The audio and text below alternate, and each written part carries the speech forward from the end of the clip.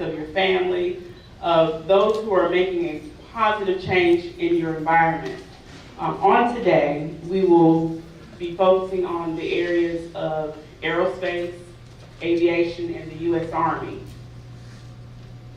Hopefully, you all have visited the museum. If not, surely you will, and you'll be able to hopefully get some information from that to let you know that your possibilities are endless. Your goals should be limitless. Today you will hear speakers that will give you some information about how people overcame obstacles, how they overcame some struggles, how they had a goal and they did whatever it took to reach the goal. So as the speakers are taking the stage, this is what I need for you to do. Be courteous, pay attention, and listen. Listen for those words that you know we have talked about all year long. Every Monday since August, we have had Mindset Mondays. You're going to hear some of those things. You're going to hear some of those things that how people had to have a growth type of mindset. Not a fixed mindset, but a mindset that says, okay, just tell me what I need to do to get better. So as the speakers come, please be attentive, pay attention. I thank everyone for coming, and I hope you enjoy the program.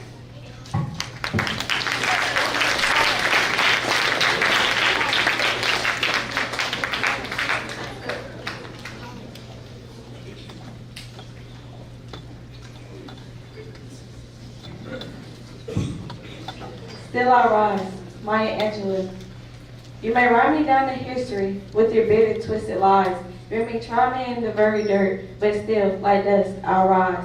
Does my sassiness upset you? Why are you beset with gloom? 'Cause I walk like I've got oil wells pumping in my living room.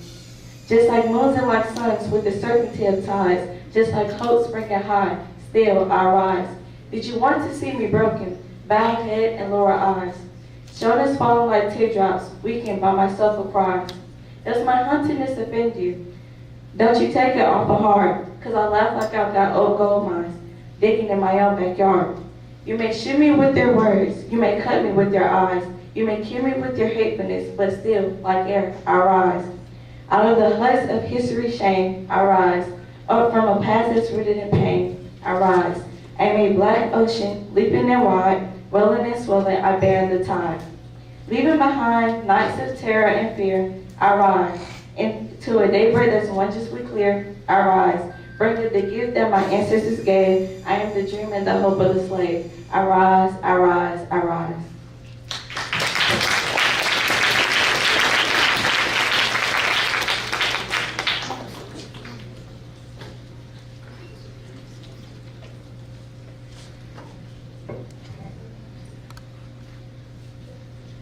On May 14, Henry Johnson and another hellfighter named Needham Roberts were serving sentry duty in their Argonne forest. Just after 2 a.m., the duo was attacked by a detachment of 20 German troops. Both men had soon been wounded, Roberts so severely that he was unable to stand or shoot. But Johnson held fast and fought back with hand grenades in his rifle. Despite being shot several times, he returned fire until his weapon jammed, and then used it as a club and fought hand to hand until it broke into pieces. When Johnson saw that the Germans were trying to take Roberts prisoner, he drew his one remaining weapon, a bowler knife, and slashed and stabbed several men until the raiding party finally fell back. When the dust cleared, Johnson had inflicted at least a dozen casualties on the Germans and suffered 21 wounds from the gunfire and bayonets. Both he and Roberts were later given the Croix de Guerre, one of France's highest military honors. But Johnson's heroic stand went unrewarded in the United States until 1996, when he was posthumously awarded the Purple Heart. He later received the Distinguished Service Cross in 2003. Throughout this 20th century, African Americans played a pivotal role to the development of society. For example, Henry Johnson was the most famous member of the Harlem Hellfighters, an all-black National Guard unit that was among the first American forces to arrive in Europe during World War I. Johnson and his fellow American soldiers spent their early days in war performing unskilled manual labor before being sent to reinforce the depleted ranks to the French army. It is important to recognize and remember the struggles of the past so the same issues don't reoccur today. Black History Month is designed to recognize and highlight the achievements and accomplishments of discriminated African Americans during the era of segregation.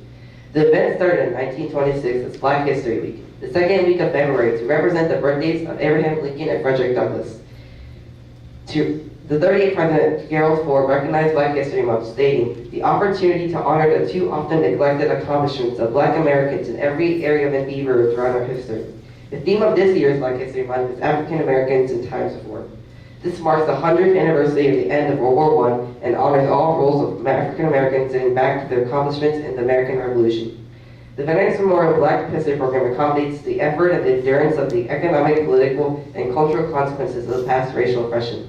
Our goal is to pay tribute to all those who served in the U.S. aviation, aerospace, and the U.S. Army, and pay respects to all who fought during times of conflict and discrimination. By commemorating all African Americans that served in the U.S. military, we can work together to prevent the injustices of the past.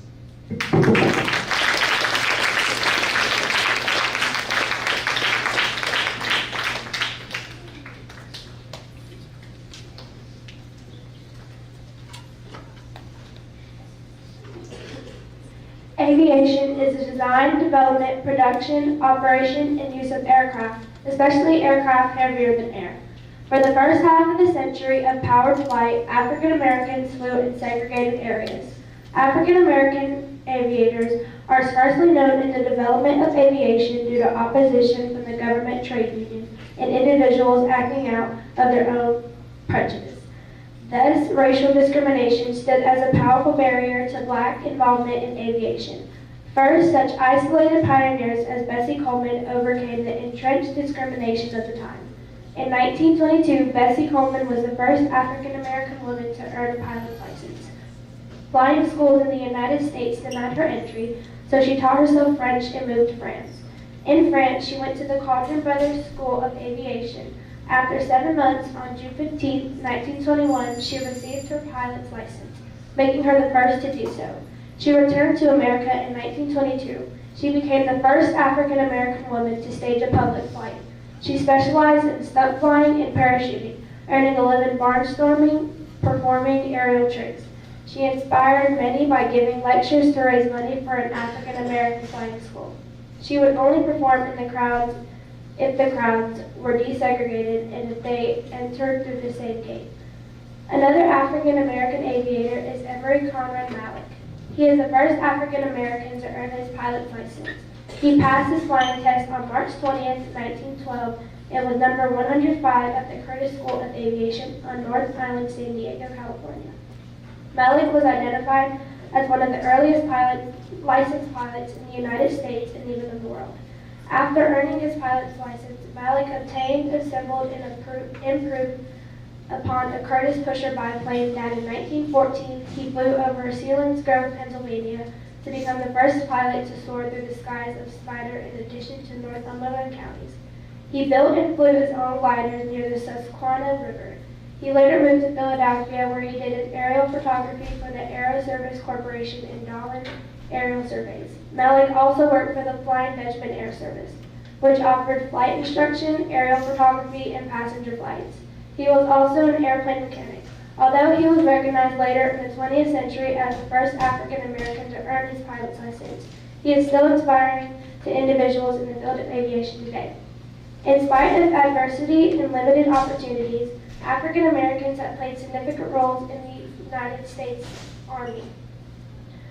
The Tuskegee Airmen are one of the influential contributors. They included pilots, navigators, bombardiers, maintenance and support staff, instructors, and all the personnel who kept the planes and pilots in the air.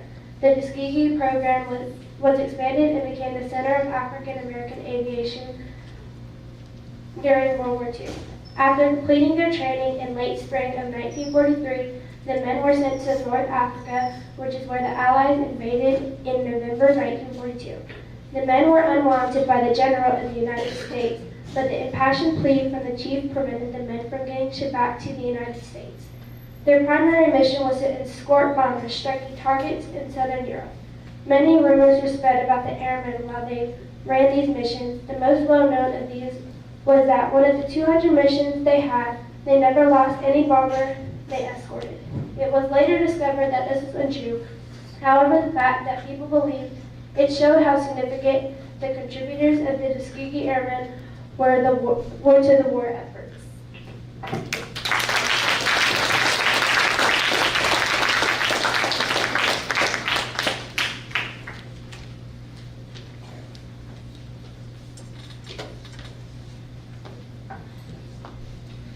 Aerospace is the human effort in science, engineering, and business to fly in the Earth's atmosphere and surrounding space fields of aeronautics and astronautics. The field primarily focuses on the development and use of aircraft and spacecraft. Several countries have civilian space programs used to fund aerospace technology. Aerospace originated in 1799 and was created by George Cayley. While the field was initially dominated by European engineers, African engineers, chemists, doctors, and astronauts have made significant strides in the field in recent decades. Floyd S. Bilford was one of the 35 individuals chosen to join the new Space Shuttle team in January 1978. He officially became a NASA astronaut in August 1979. He was the first African American in space. His technological assignments were the Remote Manipulator System, RMS, Space Lab Systems, Experiments, Space Shuttle Systems, Payload Safety Issues, Verifying Flight Software in Shuttle Avionic Integration Laboratories, SAIL, and in the Flight Systems Laboratory, FSL. Bilford then became a mission specialist for the ST-8, ST-61A, ST-39, and ST-53. Bilford's first mission, the ST-8, was launched from the Kennedy Space Center, Florida on August 30th, 1983. They did many things on the STS. One of those things was deploying the Indian National Satellite. The STS completed 98 orbits around the Earth in 145 hours before landing at Edwards Air Force Base, California on September 5th, 1983. Bilford's last flight was on the ST-53, which launched from the Kennedy Space Center, Florida on December 2nd, 1992. The crew of 5 deployed the Classified Department Defense Payload, DOD-1, and performed several military manned in space and NASA experiments. The STS-53 orbited the Earth 115 times for 175 hours before landing in Edwards Air Force Base, California on December 9, 1992. With the completion of his time in space, Bilford logged over 668 hours in space. There is not only people in space, in fact, there's African Americans on the ground. Mary Winston Jackson was an aerospace engineer at NASA. She worked at Virginia's Langley Research Center for most of her life, and she took advantage of engineering classes in 1958 and became NASA's first black female engineer. After 34 years at NASA, Jackson earned the highest job in the company. She realized she could not get more promotions. She accepted a demotion to become a manager of the Federal Women's Program, the NASA Office of Equal Opportunity Programs, and the Affirmative Action Program. She worked to hire and promote women in NASA jobs. Jackson's story is in the book and the movie Hidden Figures. Jackson received the following awards through her career: Distinguished Service Award for her work with the Combined Federal Campaign representing humanitarian agencies in 1972. Langley Research Center Outstanding Volunteer Award of 1975. The Langley Research Center Volunteer of the Year 1976, and many more. Next, another black woman, Jeanette Epps. She was a former CIA agent, and she became an aerospace engineer and NASA astronaut. She was made an astronaut in 2011. She was also an aquanaut on the Aquarius Underwater Lab during the NEEMO-18 Ocean Exploration Mission. On January 4, 2017, NASA said that Epps would be a a flight engineer on the International Space Station in May 2018 for expeditions 56 and 57, making her the first Black space station crew member. Epps wrote several journals and articles showing her research. She worked for Ford Motor Company, where she got patents for her research. After leaving Ford, she joined the CIA for 7 years before she became an astronaut. She currently works on International Space Station's Operations Branch. Epps received the following awards throughout her career: NASA GSRP Fellowship of 1969, 1967, 1997, 1998, and 1999. The Exceptional Performance Award of 2003, 2004, and 2008.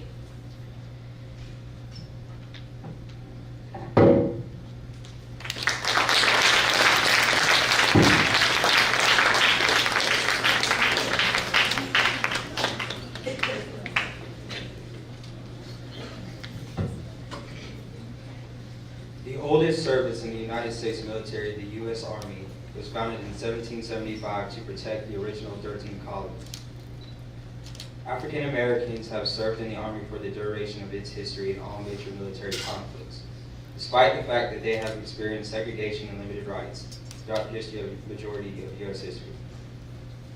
African American soldiers were plagued with limited resources, segregated units, and difficult assignments throughout the early years of their involvement in the military. It wasn't until the mid-20th century that these soldiers were fully integrated and recognized for their achievements.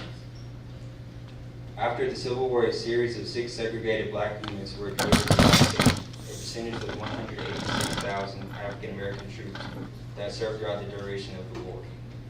From this practice, a number of units throughout the history of the Army were identified as African American, including the 54th Massachusetts Infantry, the Harlem Hellfighters, the 78th Tank Battalion, the 2nd Ranger Infantry Company, the 6,888th Women's Army Board, and the Buffalo Soldiers. The Buffalo Soldiers, the most widely recognized of the African American units, was created in 1866 after Congress passed the Army Organization Act. Military service provided shelter, education, steady pay, medical attention, and a pension to the growing population of African Americans in the labor market. Congress recognized the military merits of black soldiers by authorizing 2 segregated regiments of black cavalry, the 9th and 10th Cavalry Divisions, and the 24th, 25th, 38th, 39th, 40th, and 45th Infantry Regiments. The cavalry divisions would go on to earn the name of the Buffalo Soldiers. The unit's name is lore in itself. There are 3 stories attributed to the nickname Buffalo Soldiers. Their bravery and courage impressed the Native American foes, who called the Buffalo Soldiers out of respect and reverence. The curly hair of the soldiers reminded the natives of the fur on a buffalo's head, and the soldiers wore thick buffalo coat hides during the harsh winter months. The unit's primary duties were to assist in controlling the Native Americans of the plains, capture outlaws, and protect the United States citizens and its property along the Western Front, while supporting the westward expansion. In 1869, the black infantry regiments were consolidated into 2 units, the 24th and 25th United States Infantry. All of these units were commanded by white officers, a standard practice of the time period. Until the late 1880s, when West Point graduates John H. Alexander and Charles Young were granted commissions to the 9th U.S. Cavalry, and Henry O. Flipper was posted to the 10th Cavalry. The Buffalo Soldiers' tasks were wide-ranging. When the soldiers were relocated westward, they faced hostility from the native inhabitants, which led to constant skirmishes. They were tasked with guarding railroads, telegraph lines, stagecoaches, towns, and many other facilities. In addition to skirmishes with Native American inhabitants, the Buffalo Soldiers experienced harsh discrimination from white settlers moving west. Despite the challenges they faced, the unit carried out the government's version of law and order in the frontier west and built several forts and facilities for the Army. Since the military continued to support segregation, the soldiers were unable to use many of the facilities they built. However, the necessities of military life forced white and black troops together, which broke down long-standing prejudices. The 10th Cavalry Division had the lowest desertion rate in the Army, though their posts were often in the worst parts of the country in the West. Although they encountered many difficulties regarding harsh discipline, a lack of supplies and equipment, and racism, the morale of these soldiers remained high. A number of their white commanding officers were proud to lead these men and publicly express their feelings. Over the course of their history, 20 black soldiers from the 9th and 10th Cavalry Divisions won the Medal of Honor, the highest award this country gives for the most outstanding performance under the enemy fire. While the Buffalo Soldiers only represent a small portion of the African Americans who have served in the Army over the course of its existence, their accomplishments led to significant recognition for African American soldiers and contributed to the integration of the Army over the course of U.S. history.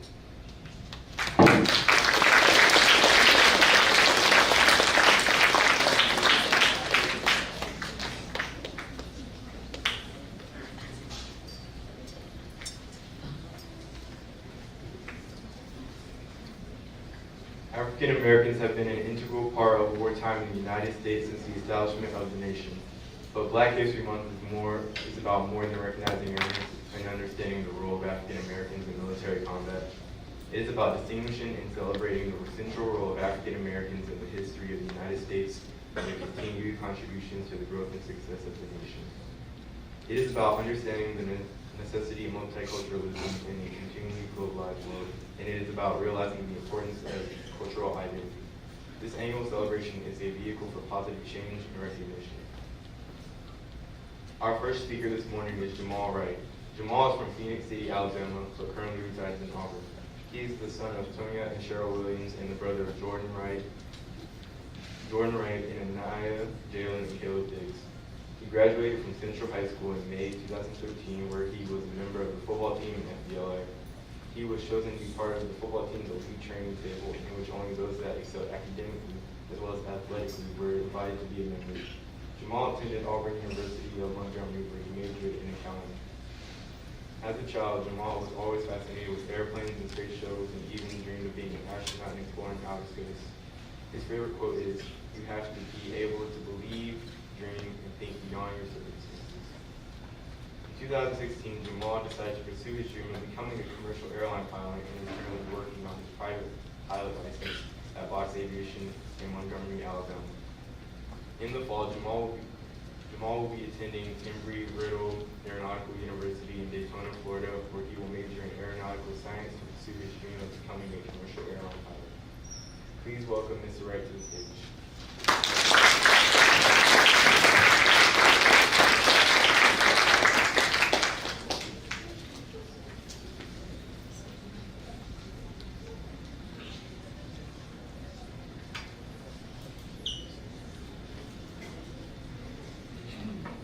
Good morning. How y'all doing? My name is Jamal Wright. By show of hands, how many people have ever flown before? Anyway, we got good better guys. It's amazing. Flying is wonderful. A little about myself. My name is Jamal Wright. I'm a student pilot. I'm from Phoenix City, Alabama, where I was raised by my mom. I love being raised by my sister and Anaya. I'm currently working towards my private pilot license. I have over 20 hours in the airplane so far. Growing up, I wanted to be several different things. Most of which is a Power Ranger. For a long time, I wanted to be a Power Ranger. For a really long time. Then after that, it became a ninja. Then it was going to be a photographer ninja. And then I wanted to be an astronaut. I decided not to be an astronaut because I wanted to actually have a family and get to see them one day. And astronauts are going to be in space for a very long time, and I'll never see them. So I was in the sports heavy growing up. I played football, basketball, which as you can see by my height, basketball didn't work out. I went to Central High School. For a long time, I thought I was going to be a collegiate football player. But I went to a camp at Auburn University and found out I'm a little too short. So they didn't want me. I went to college on AUM.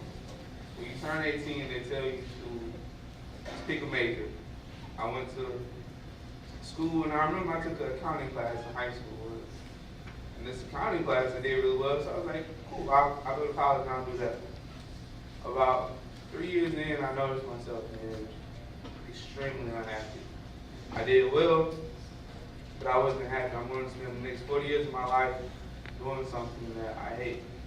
You know, I hate to do this. This isn't fun. For those that don't know, accounting is you literally sit there and just add and subtract all day long. It's not fun. But you do it, money. So, why did I decide to pursue a career in aviation? Well, in my research, like I said, I wanted to be an astronaut.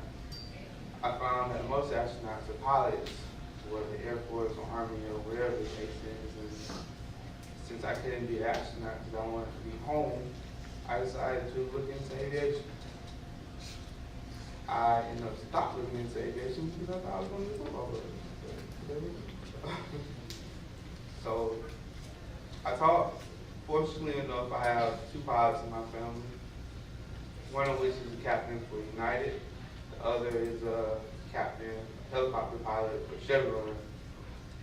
And after long talks with them about the positives of aviation, I decided, you know, this is something I look forward to. So they all encouraged me to do what they call a discovery flight.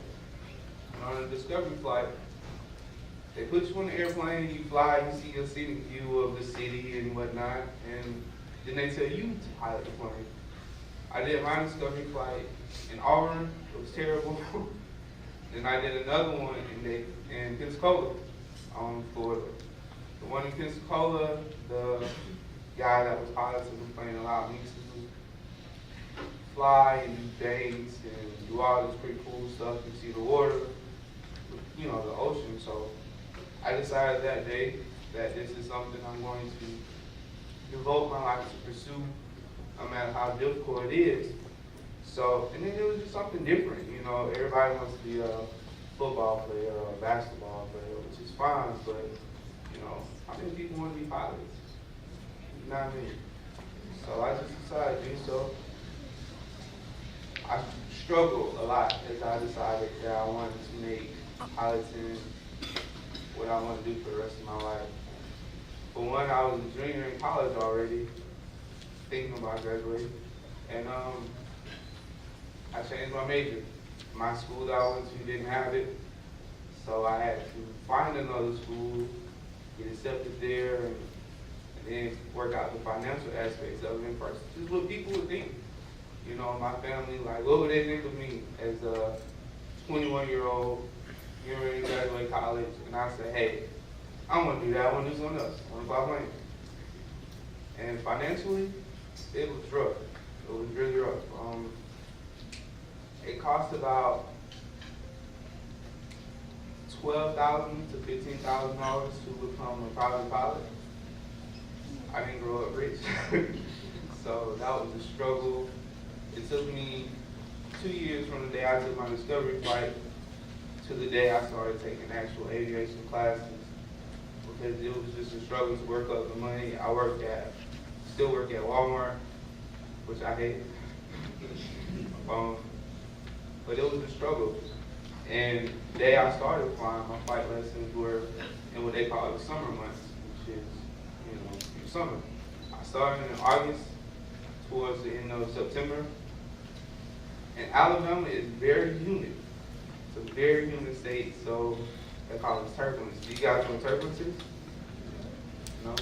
Turbulence is when you can be flying straight and your plane just jumps and does this fun stuff. It makes it really rocky and shaky. A lot of people don't get past the first time they experience turbulence. But I pushed through. It was a very tough, challenging thing, you know. I started this journey and I wanted to complete it. So regardless of how tough it got, how rough it was, now I'm flying in the winter and you go from turbulence in the summer to windy. And if you guys have ever been riding in the car and you can feel the wind push your car, that's kind of what it's like. Imagine being on a roller coaster and you can't see the rails. So it's really fun, sarcastically. Aviation in general is tough. Then black aviator is even worse. A lot of times you're looked down upon regardless of whatever room you're sitting in. There's been times where I've landed and I go out and just get me a drink or something at Prattville, Montgomery, and I'm the only black person out of a room of 30 people. And it's like that at almost every airport I go to. And you get funny stares, you get people who may or may not be the friendliest person in the world, but you guys have to be the change in that. And I think, you know, I greet these people. I know that they don't like me, and I'm open. Because at the end of the day, we're all people, no matter how hard it gets. And as far as chasing the dreams, you guys have to be patient. It took me 2 years to actually get to a point where I'm flying. And by the beginning of this summer, I'll be a private pilot. By the end of this year, I should be a CFI, which is a certified flight instructor. And it's a rough journey. They wanted a $4,000 deposit the day I started flying. And it took a lot of money to family members and support to raise that up and get to where I need to be in life. My favorite quote is, you have to be able to believe, dream, and think beyond your circumstances. Because I'm sitting in my dorm believing that I'm going to be a pilot one day and envisioning myself flying an airplane and all these passengers for United, American, Delta, whoever decided to hire me. It was rough. Because then in college, and I have noodles in my refrigerator. And I'm broke, I'm poor, I'm struggling in class, I'm freaking out, anxiety, and it'll be okay. At the end of the day, if you want something, you have to go and get it. You are the author of your own story. You guys will be great. In conclusion, I just want you guys to turn your dreams into reality. I want you guys to know that there's nothing too impossible. In 1903, they said the Wright brothers couldn't fly a plane, and here we are now. We're sending rockets into space, landing on the moon, sending rovers to Mars, and everything is impossible until someone does it. And you can't expect people to be as passionate about your vision as you are, because at the end of the day, they're not going to feel the same way that you do. At the end of the day, it's going to be you that's going to accomplish those things in life. And in the words of Drake, you only live once, YOLO, and live your life so at the end of the day, you're happy. You live the life with no regrets. You fulfilled everything that you wanted to fulfill in life. The sky's the limit, people. You guys can do everything, but if you're an aviator or a pilot, the sky's home. Thank you.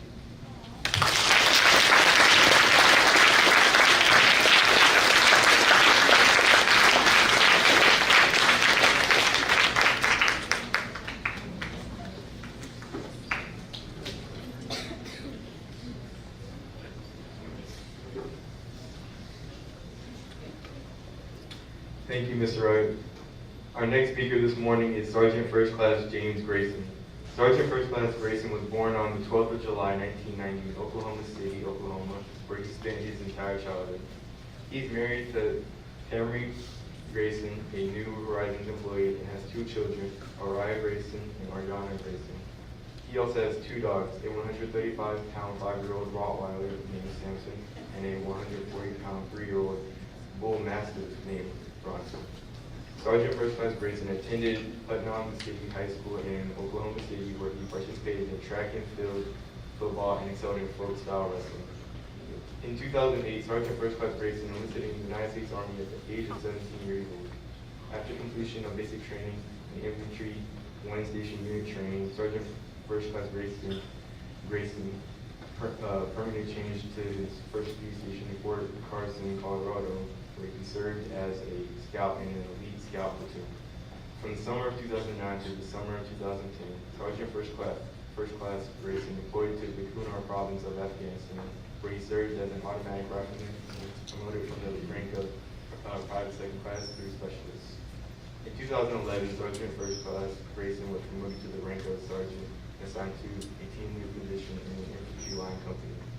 In the spring of 2012, Sergeant First Class Grayson deployed to the Kunar province of Afghanistan a second time for 9 months, assigned to the positions of infantry line company fire team leader and infantry line company squad leader. In 2013, Sergeant First Class Grayson was promoted to the rank of Staff Sergeant, and after a short period of time as an infantry line company squad leader, was called upon due to his proven competence as a leader to lead an infantry line platoon as a platoon sergeant.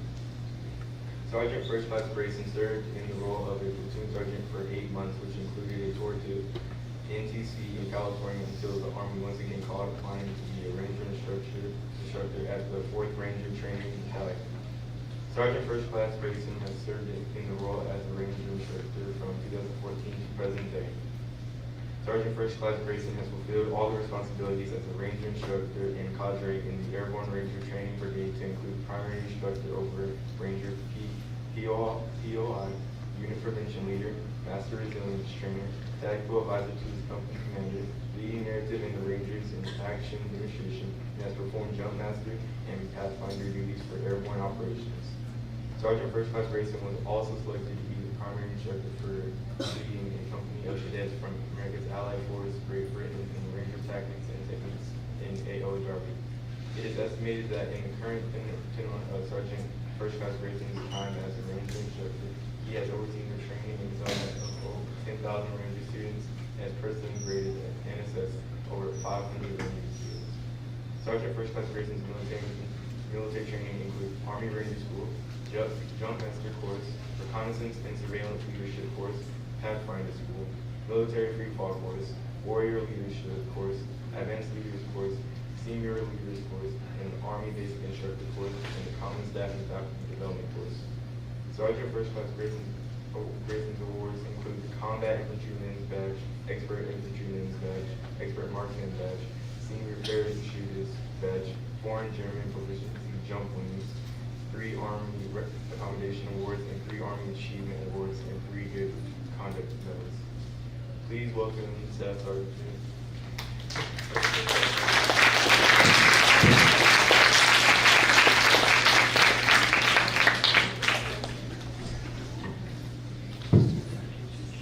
Good morning. It's a little loud. First, I want to apologize. I didn't realize that that bio was so lengthy. Sorry about that. But just a little bit about me. At the beginning, pretty much since I was a little child, when I began to walk, I wanted to be in the military. That was my dream, my overall goal in life was to be in the Army. I saw my dad. He was in the Army for about 12 years. And I think that's where he came from, watching him walk around in his uniform, just seeing how proud he was. He's now a pastor in Oklahoma. Just seeing him, I wanted to be in the military. My uncles, they were all in the military. So I stuck to that goal. That's something that I just stuck with all the way through high school. You know, people were telling me to do this, do that. I played some sports. I wanted to participate in those sports a little bit further. But I stuck to that initial goal of wanting to be in the military. Now here I am, still in the military after 10 years. I want to get out.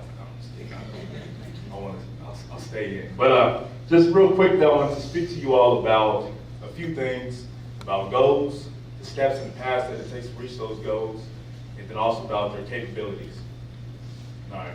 So first thing I want everyone to do is raise your hand. Everyone raise your hand. Now I want you to put your hands down if the person I say, you know who that is. You know the person's name, you know the accomplishments that they have reached. Barack Obama.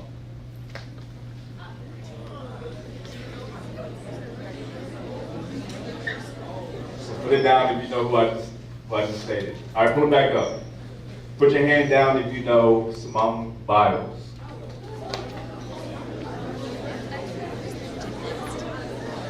LeBron James.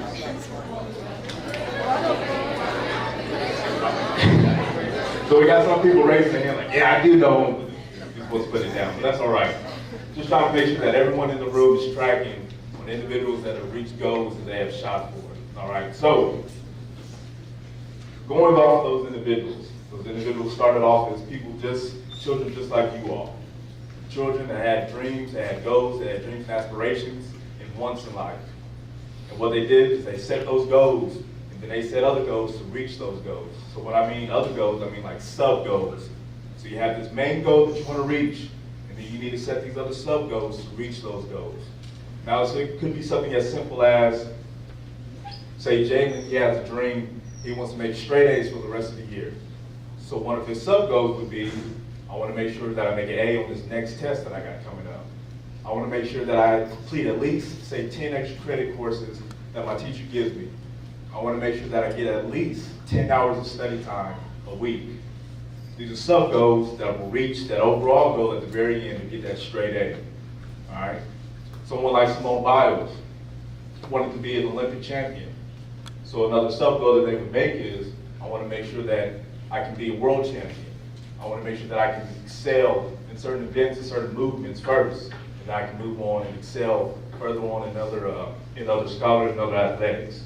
All right, so these sub-goals, you need to set these, and then you reach these higher goals. All right, now we talk about the steps and the path that it takes to get there. All right.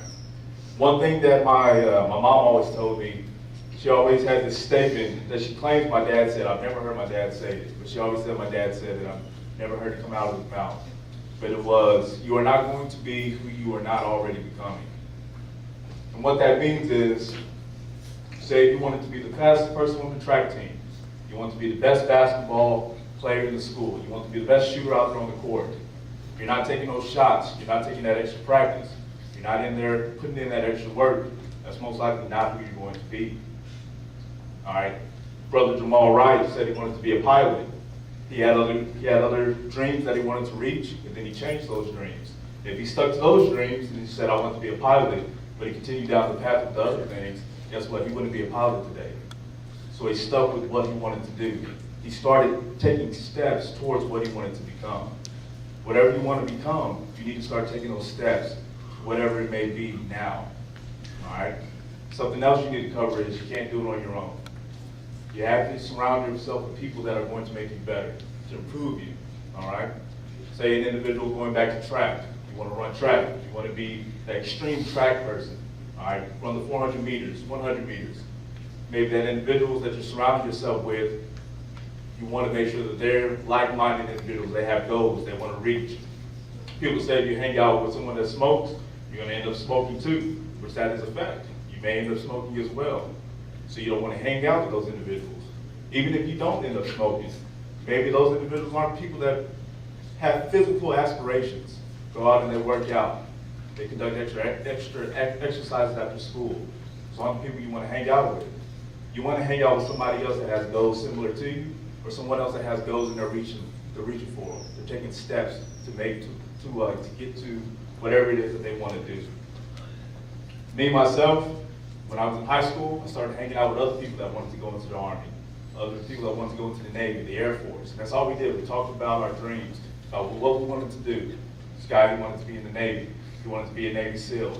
I kind of lost touch with him, but I guarantee you, he's somewhere in track to become a Navy SEAL because he was so adamant, he was so focused on being a Navy SEAL. That's all he talked about. That's all he wanted to do. He knew Navy SEALs ran a lot and they swam a lot. So after school, he would go home, he would run, he would go and swim. And so I saw that and I realized I want to be in the Army. Army soldiers, they do a lot of other kind of physical activities. So I would go home and I would do those physical activities too. I'll say if I was with someone that they didn't really care about any of that, they wanted to just go home, watch video games, play video games, watch cartoons, do whatever they wanted to do, maybe that's going to rub off on me and I wouldn't reach my dreams. So surround yourself with people that are like-minded in their goals. Take those steps to be exactly what you want it to be. All right? Now let's talk a little bit about your capabilities. In the interview, some of your beautiful Rangers that came down to Ranger graduation, and they asked a question about Ranger School. Who here knows what Ranger School is? All right, we got a few people that know what Ranger School is. I'm pretty certain that this is the school mascot, Rangers. All right, the American soldier, the Ranger. All right, so the Ranger has to go to a school called Ranger School. It's a very tough school. Just think about a school to where you're only getting about a limited amount of sleep, a limited amount of food. You're traveling, you're walking, you got a lot of weight on your back, you're working as a team, and you're pretty much you're suffering because of the physical condition that you're in. All right, but you have to pass this course. This course is about three months long. All right, so this is Ranger School in a kind of a in a little bit of a roll up. But they asked me, how hard is Ranger School? And so my answer, if I remember, it was something along the lines of, it's as hard as you make it. And that is along with, I believe, anything that you do is going to be as hard as you make it. When it comes to Ranger School, all right, it's about your motivation, your drive, your grit, your grind, to get to the very end. Something that the Ranger students, my students, what they carry around these tabs. The awesome thing about Ranger School is, once you graduate, you get this little piece of tab or a piece of patch. You get to wear it on your uniform. And everyone that sees that patch knows, man, that guy is awesome, or that girl is awesome. All right, everyone knows that. So that's something that you get to wear. So some of the students, what they do is when they come to the course, they buy one of these patches and they carry it around in their pocket. And every time they start doubting themselves about what they can do or what they can't do, they pull out that patch and they just look at it and think, this is what I want to achieve. This is what I want to be. All right, I need to take more steps. I need to stick to the grind. I need to stick to the grit. All right, and they carry on, they truck on. All right, and they follow all the way through, they graduate the course, and guess what? At the very end of the day, they take that patch out that they've been looking at, that they've been sweating on, that they've been bleeding on, and they put it on their shoulder. I mean, the sense of pride those individuals have, you wouldn't believe it. You just wouldn't believe it. So that's something I recommend. If you have a goal, you take a picture of it. You have that goal in your pocket. You look at it every single day. You wake up, you look at this goal. This is what I want to do. This is who I want to be. I want to be this governor. I want to be this pilot. I want to fly this aircraft. I want to play soccer. I want to be at the top of that podium one day.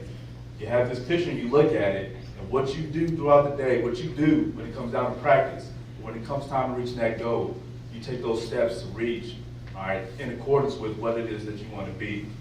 Now, when it comes down to your capabilities, you are capable of anything. Anything. That's a simple phrase. I want you to take it and just move on with it. Jamal said it earlier. You can do anything that you want to do. You can literally do anything that you want to do.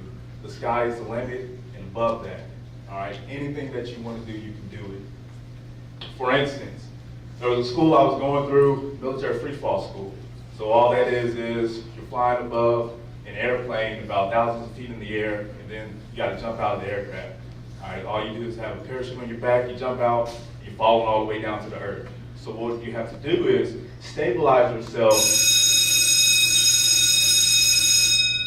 All right, stabilize yourself so while you're falling, you can be able to pull that pin and that parachute is deployed, you can go ahead and guide yourself down to the ground. So one of the things that I did was, I said, I want to figure out a way to where I can stabilize myself no matter what. So there's a certain way you need to jump out to where you can stabilize yourself. But one day I decided, all right, on this jump, I'm going to jump out in a way that I'm not going to be stable. I'm just going to be swinging around, falling through the sky, and I want to be able to stabilize myself to see if I can do it. And I did this knowing that my instructor would be able to save me at the very end of the day. So I jumped out the aircraft, and I'm spinning on my back, and then I do my maneuvers, I do what I'm taught, I arch my back, I turn over, and I stabilize myself. And I'm falling through the air, but I'm stabilized knowing that I can save myself in any minute. I just think to myself, man, I did it. This is something I'm proud of. I can stabilize myself in no matter what position I get myself into. And that feeling is incredible. To know that whatever you put your mind to do, you can do it. It's amazing. It is purely amazing. On another hand, when it comes down to the steps that you're taking to reach these goals, all right, when it comes down to tests, everyone thinks that tests are hard. Like I said earlier, tests are as hard as you make these tests, as hard as you do. But if you take that time, you study. Before you take the test, you go into that test, you'll be confident. Another thing that I had done was Pathfinder school. Yes, you have to do math in Army. Pretty much you have to do math anywhere you go. If you think you're going to escape math when you get out of high school, middle school, whatever it is, it ain't happening. All right, you're doing math until you die. That's just the way it's going to be. All right. So I'm in Pathfinder school, and these tests are supposed to be difficult. So every night I'm going home, I'm studying all the way until it's time to go to bed. I'm studying everything that I can do. So I go in there knowing that this test is supposed to be extremely difficult. So I sit down and I begin taking the test. First question comes up. I answer it. I mean, that question was easy. All right, I'm getting the jitters out. I take another question. I answer that one. Oh man, that was easy too. So I keep going. I keep taking all these questions. they keep getting easy, but in the back of my head, I'm thinking, all right, this test is gonna start getting hard here in a little bit. Here in a little bit, this test is gonna live up to what everyone says it's gonna live up to. It's gonna be difficult. So I keep taking the test, and I get to the very last question, boom, I answer it, it's easy, I turn it in, and I get 100% on the test. It was just purely easy. So I'm thinking, man, this test was pretty easy. You know, was it the studying that I did? I don't know, but the test is easy. Maybe it's not as hard as people think it is.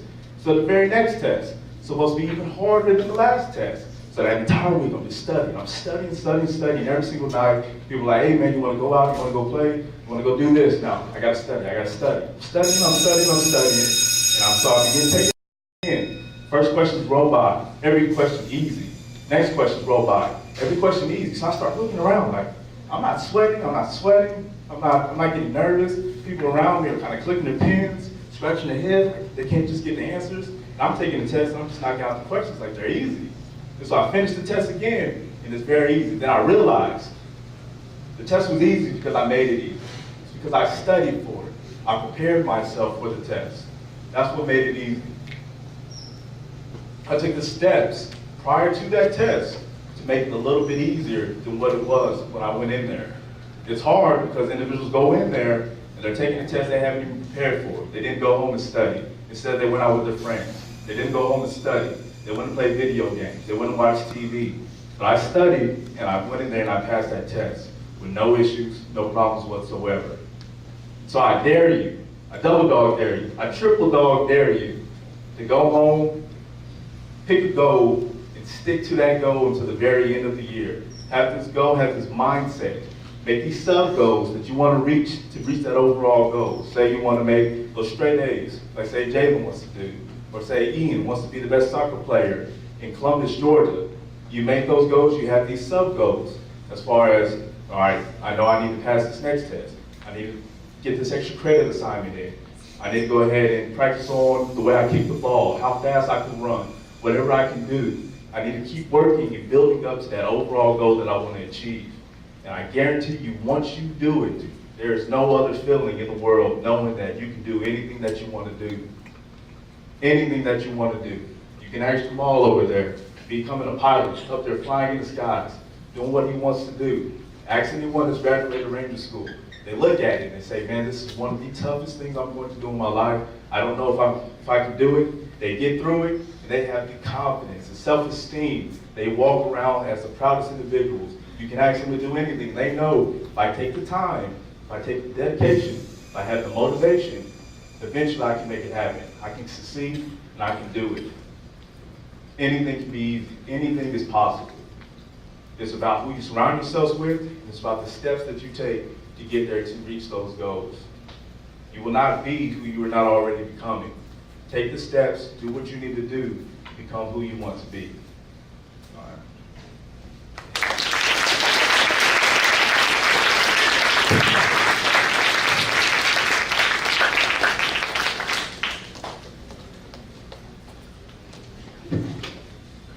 Wow. Can y'all give our special guest a hand again?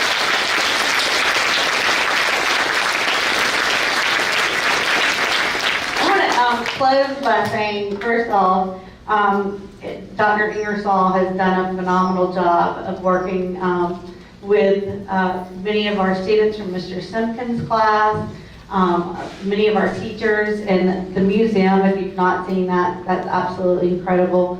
And our theme runs true. You've seen it with Jamal Wright. You've seen it with Sergeant First Class Grayson. And in the words of Maya Angelou, you have a choice. You can stand up or rise up and be the best you can be, or you can choose to remain seated. In life, you have a choice. And I think it goes to be said, the one with the dirtiest uniform is the what? The hardest player, right? You don't get anything in life easy. You can choose to sit it out, or like Maya says, rise up. And I think you've seen a great group of people come up and attest to that. Everybody has a ceiling in life. You know what a ceiling is? As far up as you can go. Sometimes they're real. Sometimes they're where? in our own what? In our own mind. There's nothing you can't do. You just gotta rise up and get it, go above that ceiling. But I will tell you, when you think about what's that one thing you wanna do, if you're not passionate about it, if you don't love it, if you don't wanna sit in a cubicle crunching numbers, if you don't wanna be with a bunch of comrades on the field, then you gotta find something different. Find what your passion is. Because only then do you find the grit and the courage and the resilience to rise up and be the best you can be. Again, thank you so much for being here. Thank you, special guests and family and friends. I do want to invite you, our guests and friends, to visit the museum, and we have some treats and refreshments for you. Again, can y'all give another round of applause to our special visitors? Thank you. And our speakers, y'all are amazing. Thank you so much. So at this time, if y'all remain seated, and we're going to have our guests. Dr. Ingersoll, if y'all want to escort our guests over to room 500. Thank you again so much.